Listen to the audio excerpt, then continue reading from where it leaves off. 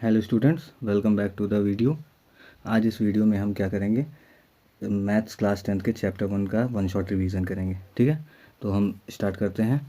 तो सबसे पहले हमारे जो ये चैप्टर है उसमें सबसे पहले हम क्या पढ़ेंगे, family tree of real number के बारे में पढ़ेंगे। Family tree of real number के बारे में पढ़ेंगे। तो रियल नंबर की फैक्ट फैमिली ट्री, पहली बात तो ये रियल नंबर कहाँ से आया है। तो सबसे पहले आता है नंबर सिस्टम। ठीक है, नंबर्स में दो तरीके का होता है, एक रियल नंबर और एक होता है इमेजनरी नंबर। ठीक है, और यही इमेजनरी नंबर से मिलकर बनता है कॉम्प्लेक्स नंबर, जो कि हम क्लास 11th में पढ़ेंगे। तो यहाँ पे जो रियल नंबर है, ये रियल नंबर दो तरीके से क्लासीफाई किया जाता है, एक रैशनल नंबर, एक इरेशनल नंबर। रैशनल नंबर के अंदर आता है इंटीजर, के अंदर आता है होल नंबर, होल नंबर के अंदर आता है नेचुरल नंबर। एक इधर से एक और ब्रांच निकलती है जो कि होता है रैशनल नंबर के अंदर ही फ्रैक्शन भी आता है, जो कि इंटीजर नहीं होता है, और डेसिमल भी आता है। ठीक है, तो उसके बाद हमें ये ध्यान रखना है कि जो अंदर हैं वो सारी चीज़ बड़े वाले के अंदर आएंगी। ठीक है, तो जैसे zero is a natural number, तो no, natural number starts with 1। ठीक है, क्योंकि ज़ीरो जो है होल नंबर में आता है और होल नंबर के अंदर नेचुरल नंबर है, तो नेचुरल नंबर नहीं होगा ज़ीरो। लेकिन अगर पूछा जाए ज़ीरो रैशनल नंबर है, तो yes, it can be written as 0/1, क्योंकि ये जो ज़ीरो है होल नंबर इंटीजर के अंदर आता है, इंटीजर जो है रैशनल नंबर के अंदर आता है, तो होल नंबर एक रैशनल नंबर होगा। ऐसे क्वेश्चन जो है हमारे बोर्ड एग्जाम में MCQs में ज़्यादा बनते हैं, ट्रू फॉल्स में बनते हैं। ठीक है, इसके बाद हम आते हैं the definition of rational versus irrational, क्योंकि इस पूरे चैप्टर में हम यही रैशनैलिटी और इरेशनैलिटी के बारे में पढ़ेंगे। तो रैशनल नंबर क्या होता है, the numbers that can be expressed as p/q, जो p/q के फॉर्म में हो और जो है q is not equal to 0, जहाँ पे p और q एक इंटीजर हो। ठीक है, तो जैसे 0, -3, 1/2, 5, ये सब रैशनल नंबर है। और इरेशनल नंबर क्या होता है, जिसकी जो can not be expressed as p/q, जिसको हम p/q के फॉर्म में नहीं लिख सकते। ठीक है, इसमें एक मोस्ट इंपॉर्टेंट होता है रूट रूल। रूट रूल जैसे square root of non perfect square is always irrational number. ठीक है, जैसे इरेशनल नंबर एक क्या होता है जो हम डेसिमल एक्सपेंशन में पढ़ेंगे, जो हम आगे डेसिमल एक्सपेंशन देखें उससे हम निकाल सकते हैं इरेशनल नंबर। लेकिन अगर हम डेसिमल एक्सपेंशन नहीं देखते हैं तब रूट रूल लगता है। रूट रूल में क्या होता है, square root of any non perfect square is always irrational. लेकिन ट्रैप अलर्ट ये ध्यान देना कि जो square root of 4 is not irrational, because root of 4 equals two, क्योंकि root of non perfect square को ही सिर्फ हम काउंट करते हैं, और ये 4 जो है ये परफेक्ट स्क्वायर नंबर है, इसलिए ये एक रैशनल नंबर है। लेकिन 2 हो गया, 3 हो गया, 5 हो गया, ये सब क्या इरेशनल नंबर है। जैसे √9, तो ये एक रैशनल नंबर है, क्योंकि √9 जो है 3 के बराबर आ जाएगा। लेकिन अगर इसी की जगह हम √10 ले लें, क्योंकि ये 10 जो है नॉन परफेक्ट है, तो ये क्या हो जाएगा, इरेशनल हो जाएगा। ठीक, उसके बाद हम देखते हैं the fundamental theorem of arithmetic. ये मोस्ट इंपॉर्टेंट है क्लास 10th की, ये जो है DNA है, समझ लो क्लास 10 में ये मोस्ट इंपॉर्टेंट है। तो फंडामेंटल थ्योरम ऑफ अरिथमेटिक क्या कहता है कि every composite number can be expressed as a unique product of primes ignoring order. तो ये यूनिक प्रोडक्ट ऑफ प्राइम्स क्या है, जब हम किसी भी कंपोजिट नंबर का प्राइम फैक्टराइजेशन करेंगे तो उसका जो फैक्टराइजेशन आएगा वो हमेशा प्राइम में आएगा और जो यूनिक होगा। जैसे यहाँ एग्जांपल दिया है, फैक्टर ट्री ऑफ 6 दिया है, जैसे यहाँ 6 का प्राइम फैक्टराइजेशन क्या है, 2 × 3। ठीक है, और वहीं यहाँ पे 120 का प्राइम फैक्टराइजेशन क्या दिया है, 2 × 3 × 5। तो अगर आप देखें तो इसका ये जो देखो 2 और 3 प्राइम नंबर है, 6 आता है, लेकिन यहाँ पे 2 × 2 × 3 × 5 यहाँ पे देखो यूनिक है कि नहीं है, वाला कंपोजिट नंबर है, इसके जो प्राइम फैक्टराइजेशन है वो यूनिक है। वो किस लिए, क्योंकि ये फंडामेंटल थ्योरम ऑफ अरिथमेटिक में दिया है। डेफिनेशन आप देख सकते हैं कि प्राइम नंबर क्या होता है, जिसके दो फैक्टर हों, 1 और इटसेल्फ, कहने मतलब जिसका जो एक को प्राइम नंबर हो। ठीक है, प्राइम जिसका HCF क्या हो, 1 हो, दो नंबर जिसका HCF 1 हो उसको को प्राइम नंबर कहते हैं। तो कंपोजिट नंबर क्या होता है, मोर देन 2 फैक्टर, जिसमें 2 फैक्टर से ज़्यादा फैक्टर हो। इंपॉर्टेंट हमेशा ध्यान रखना, ये इसमें जो है बच्चे फंसते हैं कि 1 जो है ना ही प्राइम है ना ही कंपोजिट है, 1 जो है इसके बीच में आता है, 1 is not prime nor a composite number. Okay, उसके बाद इससे एक मोस्ट इंपॉर्टेंट क्वेश्चन बनता है, ये प्राइम फैक्टराइजेशन से ही जो है ये मोस्ट इंपॉर्टेंट क्वेश्चन बनता है, और ये हमेशा आता है। ठीक है, ये हमेशा हमारे बोर्ड एग्जाम्स में 2 नंबर में देखने को मिलता है, कि जैसे पूछ लेगा 6 की पावर n, 4 की पावर n, किसी की भी पावर n पूछ लेगा, एनी नंबर की पावर n पूछ लेगा, क्या ये 0 से एंड होगा कि नहीं। तो इसमें कुछ नहीं करना है, बस हमें देखना है जो हमें नंबर दिया है उसका प्राइम फैक्टराइजेशन करके उसकी पावर लगा देनी है, यहाँ पे प्राइम फैक्टराइजेशन करके उसकी पावर लगा देनी है, और यहाँ पे अगर उसके प्राइम फैक्टराइजेशन में 2 × 5 का पेयर बनता है, 2 × 5 का पेयर बनता है, ओनली 2 × 5 का पेयर, तभी वो जाके एंड होगा किससे, 0 से। बोला गया चेक वेदर 6 की power n can and with 0 और not for any natural number n। तो हमें सिर्फ ये देखना, क्योंकि किसी भी नंबर को 0 से एंड होने के लिए एंड विथ ज़ीरो होने के लिए क्या करना पड़ेगा, उसके जो है लास्ट में 10 आना चाहिए, 0 आना चाहिए, क्या मतलब 10 का फैक्टर आना चाहिए, और 10 हमारा क्या होता है 2 × 5 होता है। तो कहने का मतलब जब किसी भी नंबर में 2 × 5 का पेयर बनेगा तभी जाके वो 0 से एंड होगा। तो यहाँ पे स्टेप बाय स्टेप एक्सप्लेनेशन आप देख लीजिए, ऐसे ही डायरेक्ट आपको याद रखना है कि इफ़ 6 की power n is and with 0 for a natural number n, अगर कभी होगा तो वो हमेशा जो है 2 और 5 से डिविजिबल होना चाहिए, जिसका मतलब 6 की पावर n में 5 और 2 का फैक्टर होना चाहिए, लेकिन ये इम्पॉसिबल है। क्यों? क्योंकि 6 में सिर्फ 2 और 3 का फैक्टर है। तो 5 is not present in the prime factorisation, there is no natural number n for which 6 to the power n and with digit 0। तो इसकी जगह 6 to the power n हो या 4 to the power n हो या किसी भी नंबर की पावर n हो, वो 0 से एंड तभी करेगा जब उसमें 2 × 5 का पेयर बनेगा। ये इंपॉर्टेंट है, ये आपको याद रखना है, ठीक है। तो ये बोर्ड एग्जाम्स में आते हैं हमेशा। उसके बाद आता है power rule for HCF and LCF. यहाँ पे अब नंबर सिस्टम में आपने क्या पढ़ा, रैशनल नंबर पढ़ा, इरेशनल नंबर पढ़ा। अब यहाँ पे आप एचसीएफ और एलसीएम पढ़ेंगे। एचसीएफ और एलसीएम जैसे यहाँ पे दिया एचसीएफ हाईएस्ट कॉमन फैक्टर, तो इसकी डेफिनेशन क्या होती है, product of the smallest power of each common factor. तो सबसे पहले हम क्या करेंगे, जिसकी भी हम एचसीएफ निकालेंगे उसका हम क्या करेंगे, प्राइम फैक्टराइजेशन करेंगे। प्राइम फैक्टराइजेशन करने के बाद जैसे यहाँ पे 20 का प्राइम फैक्टराइजेशन है, तो इसमें हमें अगर एचसीएफ निकालना हो तो एचसीएफ के लिए बोला गया है smallest power of each common factor. तो कॉमन फैक्टर 2 और 3 है, इसकी स्मॉलेस्ट पावर देखा जाएगा। स्मॉलेस्ट पावर 2 और 3 कॉमन है, तो 2 × 1 इसमें स्मॉलेस्ट है, कॉमन है, और 3 to the power 1 इसमें स्मॉलेस्ट है, कॉमन है, जो कि क्या हो जाएगा 3 × 2 = 6। तो इसी का मतलब होता है एचसीएफ, हाईएस्ट कॉमन फैक्टर, ठीक है। जो कॉमन फैक्टर है उसकी सबसे ज़्यादा पावर जो कॉमन में हो, तो सबसे ज़्यादा पावर कॉमन में कौन सी होगी, जो स्मॉलेस्ट पावर होगी दोनों में, ठीक है। तो जैसे यहाँ पे दिया है एचसीएफ। उसके बाद हम एलसीएम देखते हैं। एलसीएम में क्या है, लीस्ट कॉमन मल्टीपल। तो डेफिनेशन क्या है, product of the greatest power of each factor involve.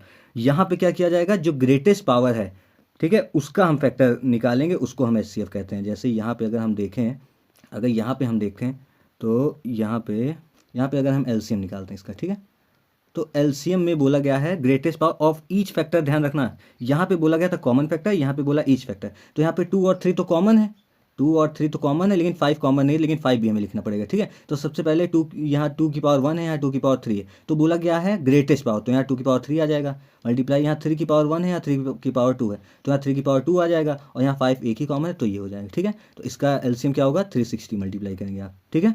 तो इसको ध्यान रखिएगा। ऐसे इसमें जो है क्वेश्चंस बोर्ड में कैसे आते हैं, इसमें एमसीक्यू में BC⁴ करके आते हैं, जिसमें एचसीएफ और एलसीएम दिया रहता है। तो हमें पावर को कंपेयर करके एचसीएफ एलसीएम से पूछ लिया जाता है, m+n की वैल्यू बताइए, -n की वैल्यू बताइए। तो ये सब आपको ध्यान रखना है, एमसीक्यू में ज़रूर आते हैं। उसके बाद क्या है, गोल्डन रिलेशनशिप फार्मूला, ये मोस्ट इंपॉर्टेंट है, पूरे चैप्टर की जान है ये। क्या है जिसमें कि किसी भी दो नंबर में अगर हम उसका एचसीएफ निकालेंगे और एलसीएम निकालेंगे तो उन दोनों नंबर्स के प्रोडक्ट के बराबर होगा, ठीक।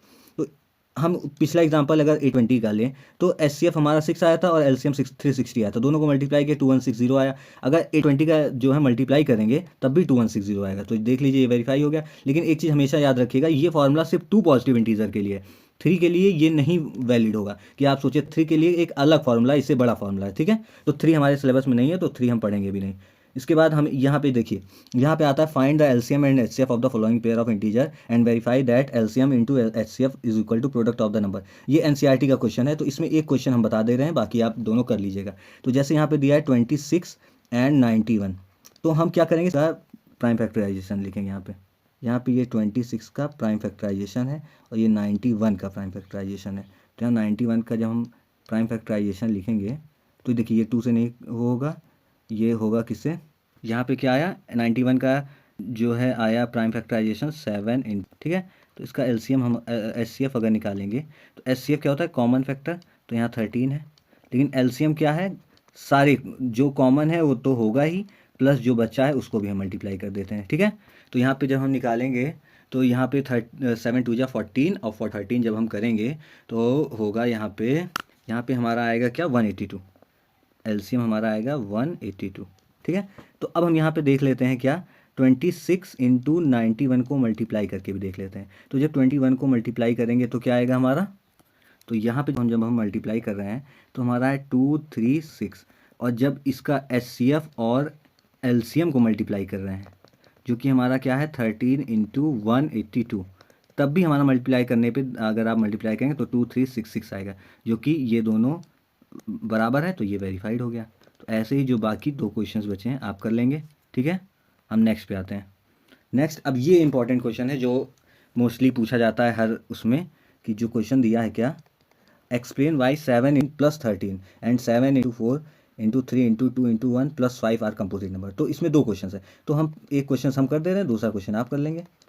तो इसमें सबसे पहले ध्यान देना है, यहाँ पे बोला गया कंपोजिट नंबर, तो उसको मल्टीप्लाई नहीं करना है कि आप मल्टीप्लाई करके ऐड कर देंगे, उसके बाद उसका दो फैक्टर निकाल देंगे, ठीक है, ऐसे नहीं करना। हमें पता है कंपोजिट नंबर क्या होता है, कंपोजिट नंबर जिसका मोर देन टू फैक्टर होता है, वन एंड इटसेल्फ के अलावा, ठीक है, जो फैक्टर आ जाए तो वो कंपोजिट नंबर होता है। तो हम इसमें क्या करेंगे, यहाँ प्लस दिख रहा है तो प्लस के इधर एक है और इधर है, तो इन दोनों में कुछ कॉमन हो रहा है, 13 कॉमन हो जाएगा। जब 13 कॉमन किए तो 7 इंटू 11 प्लस ये 13 चला गया, 1 बचा, तो 13 इंटू 77 प्लस 1 7 दिख रहा है आपको। तो यहाँ पे इससे क्या पता चलता है कि hence this have factor 13 and 7, ठीक है, so it is a composite number, क्योंकि इसमें 13 और 78 आ गया जो कि 1 और उस इटसेल्फ के अलावा है, दो फैक्टर आ गए इसमें, ठीक है, तो ये कंपोजिट नंबर है।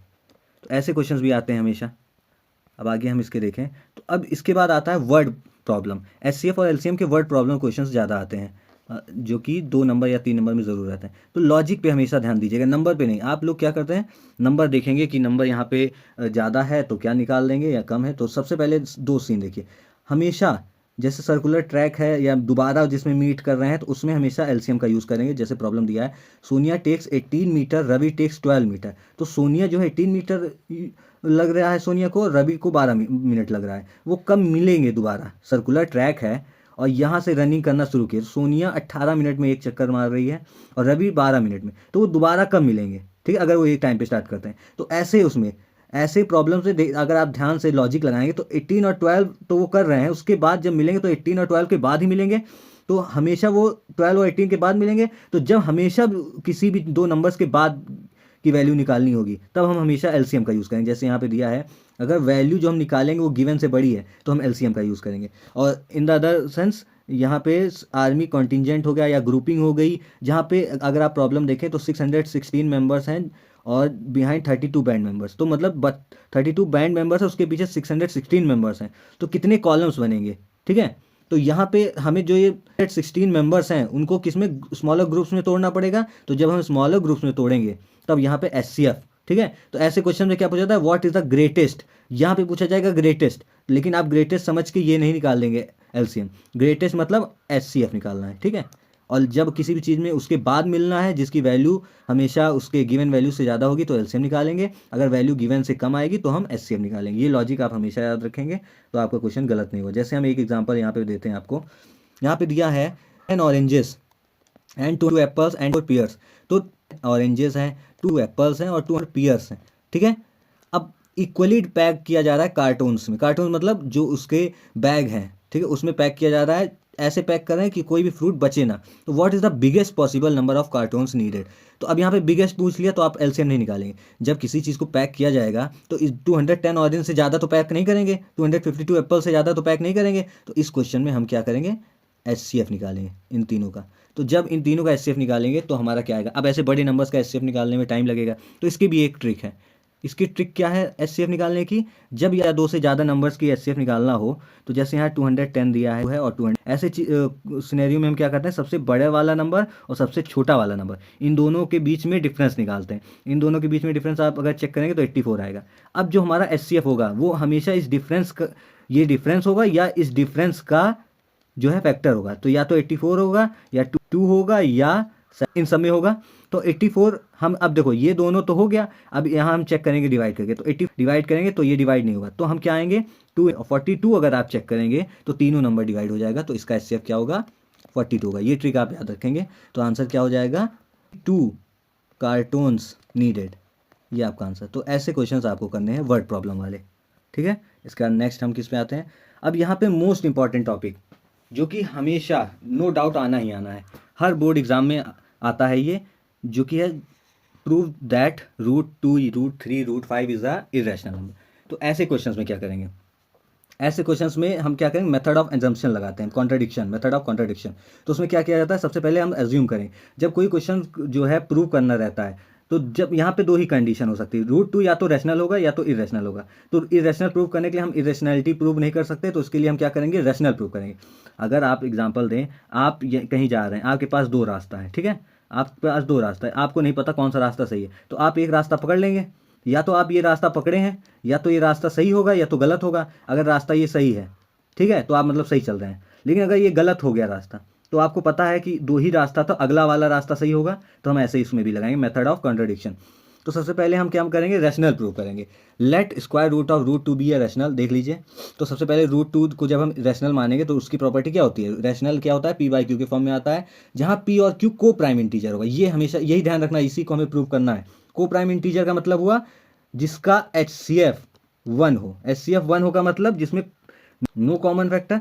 यही चीज़ आगे जाके कॉन्ट्रडिक्शन में गलत होगी, क्योंकि हम क्या मान लिए हैं, P अपॉन क्यू में, और P अपॉन क्यू को प्राइम है, जिस जहाँ पे Q is not equal to zero. अब स्टेप 2 में क्या करेंगे, स्क्वायर करेंगे, रूट हमें हटाना है, स्क्वायर करने पे ये आया, उसके बाद क्या किए, P स्क्वायर बराबर 2Q स्क्वायर हो गया। अब यहाँ पे एक ये क्या है, एक थ्योरम लग रही जो हमारे इसी चैप्टर में है, ठीक है। थ्योरम क्या है कि if 2 divides P square, theorem था कि अगर कोई नंबर किसी नंबर के स्क्वायर को डिवाइड करेगी तो वो नंबर उसको भी डिवाइड करेगी। एग्जांपल जैसे आप देखें, जैसे 6 का स्क्वायर है, अगर 3 जो है 6 के स्क्वायर को डिवाइड करेगा, कहने का मतलब 6 इंटू 6 अपॉन 3, तो ये 3 6 को भी तो डिवाइड कर रहा है, तो यही थ्योरम का इस्तेमाल किया जाएगा।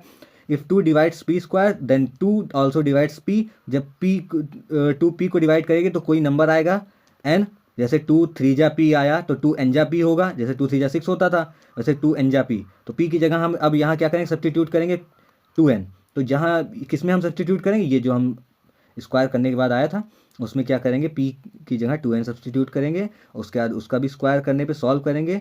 तो यहाँ पे फिर से आएगा क्या कि 2 जो है Q स्क्वायर को डिवाइड कर रहा है, क्या मतलब 2 Q को भी डिवाइड करेगा। अब यहीं पे आप देखिए ये चीज़ और ये चीज़ हमने क्या देखा कि यहाँ पे 2 जो है P स्क्वायर को डिवाइड कर रहा है, तो 2 जो है P को भी डिवाइड कर रहा है, कहने का मतलब P में जो है फैक्टर है 2 का। अब इसके बाद यहाँ पे 2 जो है Q स्क्वायर को डिवाइड कर रहा है, तो कहने का मतलब Q को भी 2 डिवाइड करेगा। तो कहने का मतलब जो है Q में भी 2 का फैक्टर है, और हमने क्या यहाँ माना था कि जो है ये P और Q को प्राइम है, जिसका कोई नो कॉमन फैक्टर है, कोई कॉमन फैक्टर नहीं। और यहाँ पे हम क्या देख रहे हैं कि 2 जो है P और Q दोनों को डिवाइड कर रहा है, लेकिन हम अज्यूम किए थे ये को प्राइम है, तो ये एक कंट्रडिक्शन हो रहा है। तो ये कंट्रडिक्शन हमें क्या कर रहा है, this contradicts our assumption that root 2 is a rational number, so root 2 is irrational number. Same ऐसे करना है आपको, ऐसे याद रखना है।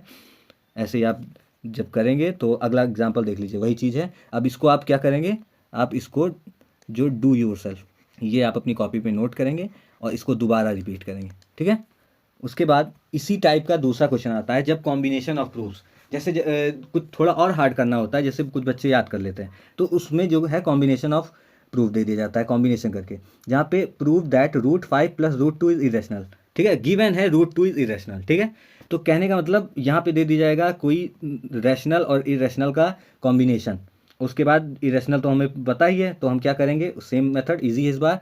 रूट 5 प्लस रूट 2 को हम फिर रैशनल मानेंगे।